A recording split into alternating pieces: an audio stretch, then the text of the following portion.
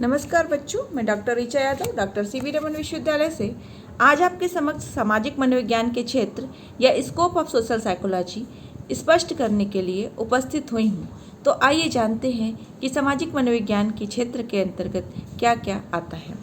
सबसे पहले अगर हम समाजशास्त्रियों की या मनोवैज्ञानिकों की बात करें तो मनोवैज्ञानिकों ने अपने अपने ढंग से अलग अलग क्षेत्रों का विभाजन किया है, जिसमें आर्टो क्लाइनबर्ग कहते हैं कि सामाजिक मनोविज्ञान के क्षेत्र मुख्यतः इस प्रकार से हैं।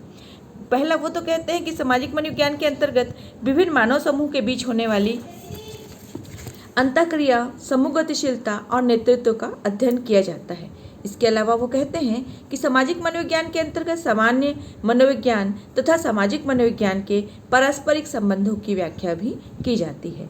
इसके अलावा सामाजिक मनोविज्ञान के अंतर्गत बालक के समाजीकरण की प्रक्रिया का अध्ययन किया जाता है। समाजीकरण की प्रक्रिया के द्वारा किसी बालक के व्यक्तित्व का विकास होता है और वह एक सामाजिक प्राणी के रूप में विकसित होता है।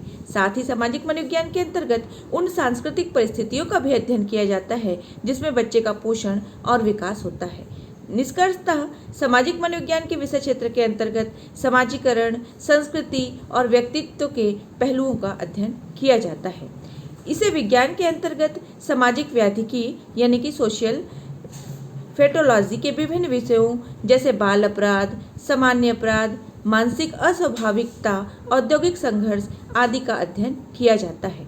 इस विज्ञान के विषय क्षेत्र के अंतर्गत व्यक्ति की मनोवृत्ति, उनका जनमत, उनका प्रचार, विचारों का आदान प्रदान आदि भी किया जाता है। सामाजिक मनोविज्ञान यह देखता है कि मनुष्य की प्रकृति का विकास कैसे होता है, विचारों के आदान प्रदान का माध्यम क्या है, प्रचार का मनोविज्ञान क्या है, प्रचार के माध्यम से जनमत, व्यवहार, मनोवृत्ति आदि में कौन कौन से प्रभाव उत्पन्न होते हैं। सामाजिक मनोविज्ञान के अंतर्गत व्यक्तिक एवं सामूहिक अंतरों का अध्ययन भी किया जाता है। साथ ही इस विज्ञान के अंतर्गत राष्ट्रीय चरित्र का भी अध्ययन किया जाता है।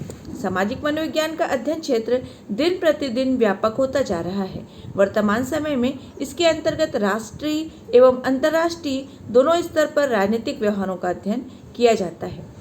अब अन्य समाजशास्त्रियों के अनुसार सामाजिक मनोविज्ञान का अध्ययन क्षेत्र भी हम देख लेते हैं, जैसे कि रॉबर्ट फ्रम्किन ने सामाजिक मनोविज्ञान के 13 क्षेत्रों का विभाजन किया है। जैसे कि पहला तो मनुष्य के संबंध में परिपक्व विचारधारा का विकास। मनुष्य का अध्ययन क्षेत्र करने वाले विज्ञान में मनुष्य के कुछ विशिष्ट विशेषताओं और पहलुओं का अध्ययन किया जाता है।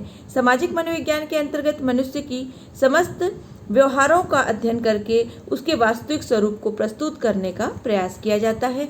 इसके अलावा सामाजिकरण की प्रक्रिया की गतिशीलता का अध्ययन भी इसके अंतर्गत किया जाता है।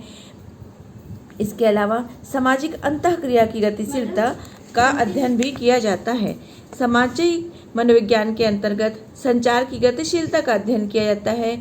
सीखने सिखाने की प्रक्रिया की गतिशीलता अर्थात सामाजिक जीवन में मनुष्य के व्यवहार के निर्धारण में उनके सीखने सिखाने की प्रक्रिया बहुत महत्वपूर्ण होती है। अतः सामाजिक मनोविज्ञान सीखने की प्रक्रिया की गतिशीलता का भी अध्ययन करता है। व्यक्तिक और सामूहिक अंतरों का विश्लेषण।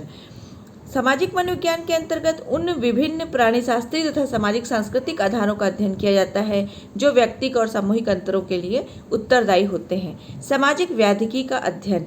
सामाजिक मनोविज्ञान के अंतर्गत उन अवस्थाओं का भी अध्ययन किया जाता है जो सामाजिक जीवन में अस्वस्थ एवं असंतुलित रूप से प्रतिनिधित्व करती है। इस प्रकार से सामाजिक मनोविज्ञान के अंतर्गत अपराध, बाल अपराध, विघटन, युद्ध, क्रांति, मानसिक रोग आदि व्याधिकीय समस्याओं का भी अध्ययन किया जाता है। इस विज्ञान के अंतर्गत उन कारकों को स्पष्ट करने का भी प्रयास किया जाता है जिसके कारण वे समस्याएं उत्पन्न होती है। इसके अलावा पारिवारिक सामंजस्य की गतिशीलता, पूर्वाधारणा का अध्ययन भी इसके अंतर्गत किया जाता है। वह अंतः व्यक्तिक प्रतिस्पर्धा का अध्ययन भी सामाजिक मनोविज्ञान का विषय क्षेत्र है, क्योंकि सामाजिक जीवन में व्यक्तियों के परस्पर प्रतिस्पर्धा का पाया जाना एक स्वाभाविक तथ्य है। इसके कारण वह प्रत्येक समाज में निर्मित वस्तुओं की इच्छा करने वाले व्यक्तियों की संख्या असीमित होती है। आधुनिक युग में वह प्रतिस्पर्धा जीवन के प्रत्येक क्षेत्र में पाई जाती है। प्रतिस्पर्धा का कारण मनुष्य में विशेष ढंग से व्यवहार करने की प्रेरणा मिलती है। सामाजिक मनोविज्ञान के अंतर्गत इन प्रतिस्पर्धामूलक प्रवृत्तियों का अध्ययन भी किया जाता है। इसके अलावा समूह के निर्माण और विकास का अध्ययन भी सामाजिक मनोविज्ञान का ही एक विषय वस्तु है। सामाजिक प्रत्यक्षीकरण का अध्ययन, नेता अनुयायी संबंध की गतिशीलता आदि भी इसके अध्ययन के अंतर्गत आते हैं। उपरोक्त विवेचन से हम जानते हैं कि सामाजिक मनोविज्ञान का अध्ययन क्षेत्र विस्तृत एवं व्यापक है। इसके अंतर्गत व्यक्ति के व्यवहार के विज्ञान के पहलू का अध्ययन किया जाता है। इस विज्ञान के अंतर्गत समाजीकरण, सहानुभूति, अनुकरण, सुझाव, सीखना, परंपरा, समूह, नेतृत्व, भीड़, संस्कृति, जनमत, संघर्ष, तनाव, कुंठा, रक्षा, सामूहिक परिवर्तन, फैशन, विश्वास, मूल्य, पूर्वाग्रह, वर्जनाएं, अभिवृत्तियां, प्रत्यक्ष ज्ञान और प्रेरणा, भाषा आदि से संबंधित तथ्यों का अध्ययन किया जाता है। धन्यवाद।